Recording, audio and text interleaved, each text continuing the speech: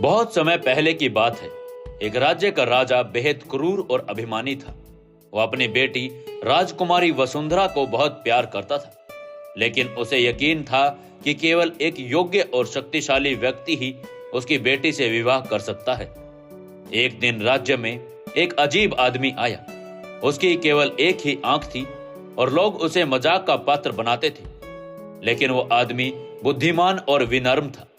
धीरे धीरे उसकी मुलाकात राजकुमारी वसुंधरा से हो गई। वह उसकी सरलता और सच्चाई से प्रभावित हुई और दोनों के बीच में प्रेम पनपने लगा। जब यह बात राजा को पता चली तो वह क्रोधित हो गया।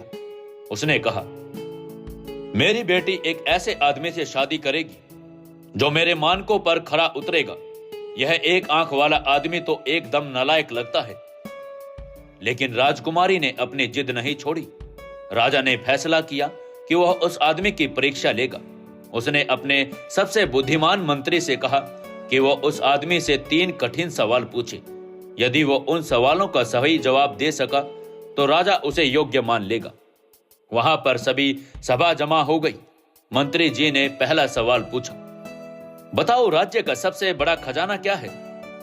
एक आंख वाले आदमी ने मुस्कुराते हुए जवाब दिया, राज्य का सबसे बड़ा खजाना उसकी प्रजा है। अगर प्रजा खुश और सुरक्षित है तो राजा का राज्य समृद्ध रहेगा। सभी दरबारी ये सुनकर एकदम से चौंक गए। वहीं पर मंत्री जी ने दूसरा सवाल पूछा, राजा को शासन करते समय सबसे पहले किसका ध्यान रखना चाहिए? एक आंख वाले आदमी ने जवाब दिया, राजा को हमेशा न्याय और करुणा का पालन करना चाहिए। अगर राजा निष्पक्ष है तो राज्य उसका स्वतः मजबूत हो जाएगा। सभी प्रजा एकदम से फिर से हैरान हो गई। इतने में मंत्री जी ने तीसरा सवाल पूछा, राजा को किससे डरना चाहिए? इस सवाल पर भी उस एक आंख वाले आदमी ने बिना झिझके उत्तर दिया, राजा को केवल अपने अहंकार और अन्याय से डरना चाहिए। अगर वो अपने अहंकार पर काबू पा ले तो कोई उसे हरा नहीं सकता। राजा ये सुनकर हैरान हो गया। उसे एहसास हुआ कि ये आदमी केवल बुद्धिमान ही नहीं बल्कि सच्चे दिल का भी है। उसने स्वीकार किया कि एक आंख वाले आदमी की समझ और चरित्र अद्भुत है। राजा खुश हो गया और अंत में राजा ने अपनी बेटे की शादी उस आदमी से करवा दी।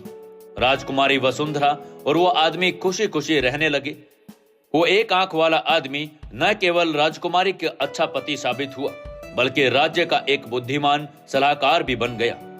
दोस्तों, हमें इस कहानी से सीख मिलती है कि किसी की योग्यता को उसकी बाहरी स्थिति से नहीं बल्कि उसके ज्ञान, चरित्र और दृष्टिकोण से आंकना चाहिए।